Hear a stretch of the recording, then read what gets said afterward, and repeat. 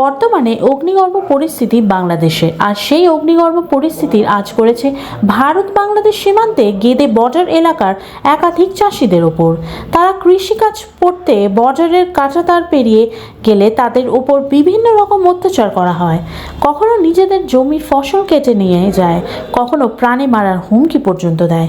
এই অত্যাচারের কারণেই অনেক কৃষক কাঁটাতারের ওপারে চাষ করতে যেতে ভয় পাচ্ছে।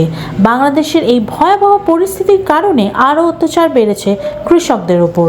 কুয়াশা কতটা ঘুষপেটি হওয়ার আশঙ্কা ছিল আজকের দিনে? এইরকম ঘন কুয়াশার দিনে ঘুষপেশিদের আতঙ্ক তো লেগেই থাকে।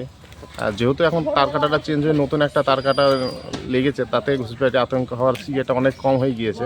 কিন্তু আগে যে পুরানো তার কাটা ছিল তাতে মানে বৃষ্টির দিনে কিংবা এই ঘন কুয়াশার দিনে মানে অনুপ্রবেশকারীরা প্রবেশ করে যেত।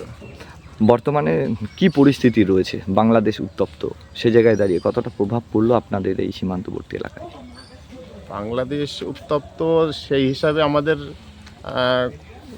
এখানের কোনো সেরকম পরিস্থিতি নেই, কিন্তু ওই আমাদের একটা সমস্যা যে কাঁটাতারের ওপিটে চাষ করতে গেলে একটা ওই রকম একটা আতঙ্ক লেগে থাকছে যে বাংলাদেশের এইরকম পরিস্থিতি, মানে হাহাকার পরিস্থিতি, ইন্ডিয়ার মানুষ যেগুলো চাষ করে কাঁটাতার ওপার সীমানায়, সেই পরিস্থিতিতে ওরা জিনিসগুলো নিয়ে যাচ্ছে, ক্ষয়ক্ষতি করছে, গাছ কেটে নিয়ে যাচ্ছে, ফসল তুলে নিয়ে যাচ্ছে। কেউ কিছু বললেই তাকে মারতে যায়। যেহেতু বিএসএফটা কাঁটাতারের ওপিটে যায় না, বর্তমান পরিস্থিতিতে আমাদের এই এলাকায় গেদে বর্ডার বা বানপুর বর্ডারে এইরকম পরিস্থিতিতে আসবে না, কারণ এখানে প্রশাসন, যেহেতু গেদে ইন্টারন্যাশনাল বর্ডার, সবসময় প্রশাসন এখানে তৎপর থাকে।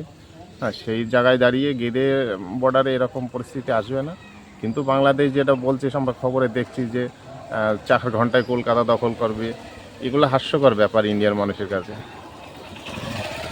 বর্তমানে নিরাপত্তা কেমন রয়েছে আপনাদের? যথেষ্ট নিরাপত্তা আছে।